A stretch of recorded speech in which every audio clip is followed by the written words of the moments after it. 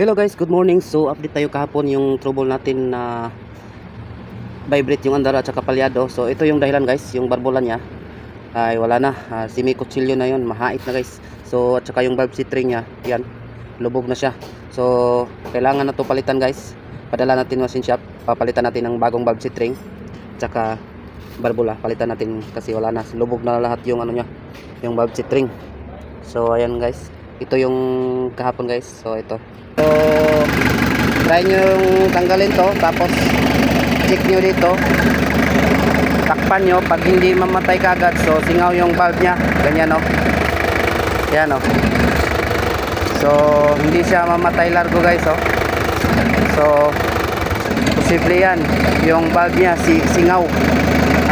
Kailangan palitan ng valve or i-grind, or baka may pahak yung valve nya.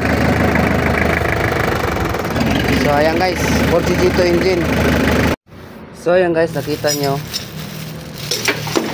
na lubog na yung ano nya, yung valve C-string, kaya palitan yung valve C-string guys. So binaklas ko yung cylinder head. So okay pa yung ano nya guys, liner.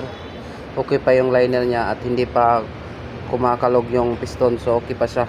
So yun lang ang palitan natin, yung valve C-string at saka barbola, kasi wala na.